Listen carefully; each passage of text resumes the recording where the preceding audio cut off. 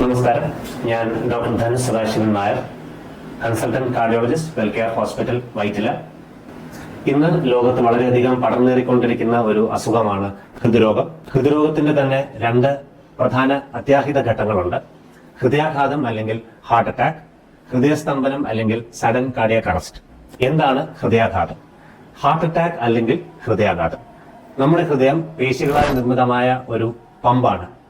ഈ പമ്പിന്റെ പേശികളിലേക്ക് രക്തം കടത്തിവിടുന്ന 3 coronary arteries അല്ലെങ്കിൽ രക്തധമനികളുണ്ട്. ഈ രക്തധമനികളിൽ കൊളസ്ട്രോൾ അടിഞ്ഞുകൂടി രക്തം കട്ടപിടിക്കുമ്പോൾ പേശികളിലേക്കുള്ള രക്തയോട്ടം നിലച്ചുപോകുന്നു, ഹൃദയാഘാതം സംഭവിക്കുന്നു. ഇത് വളരെയധികം അപകട സാധ്യത ഉള്ള ഒരു അസുഖം തന്നെയാണ്. എത്രയും നേരത്തെ രോഗിയെ ആശുപത്രിയിൽ എത്തിച്ച് ഏറ്റവും ഉത്തമമായ ചികിത്സ കൊടുത്തില്ലെങ്കിൽ കോംപ്ലിക്കേഷൻസ് സംഭവിക്കാം, മരണം വരെ സംഭവിക്കാൻ സാധ്യതയുണ്ട്. ഗോൾഡൻ അവർ എന്നൊരു കൺസെപ്റ്റ് ഉള്ള ഒരു അസുഖമാണ് ഹൃദയാഘാതം അല്ലെങ്കിൽ ഹാർട്ട് അറ്റാക്ക്.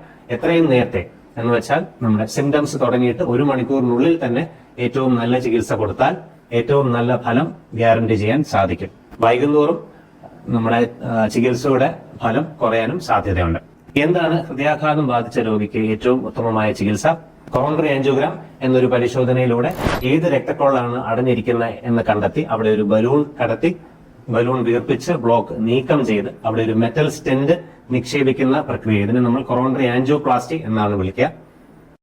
കൊറോണറി ആൻജിയോപ്ലാസ്റ്റി സാധിക്കാത്ത അല്ലെങ്കിൽ ചെയ്യാൻ പാടില്ലാത്ത ചുരുക്കം രോഗികൾക്ക് നമുക്ക് മരുന്ന് കൊടുത്ത് ക്ലോട്ട് അലിയിക്കാനും സാധിക്കും.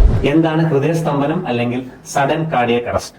ഇവിടെ ഹാർട്ട് എന്ന മസിൽ പമ്പിന്റെ പ്രവർത്തനം പൂർണ്ണമായിട്ട് നിലയ്ക്കുന്നു, രോഗി കുഴഞ്ഞു വീഴുന്നു, പൾസും ശ്വാസം നിലച്ചു പോകുന്നു.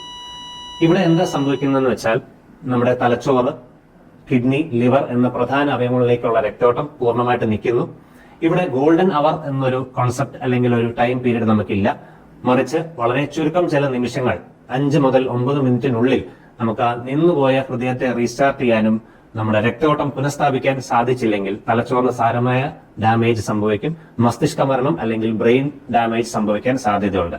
അതിനുശേഷം എത്രത്തോളം നന്നായി ചികിത്സിച്ചാൽ പോലും ആ രോഗിയെ നമുക്ക് തിരിച്ച് ജീവിതത്തിലേക്ക് അല്ലെങ്കിൽ തിരിച്ച് പഴയ ആരോഗ്യസ്ഥിതിയിലേക്ക് കൊണ്ടുവരാൻ സാധിക്കില്ല.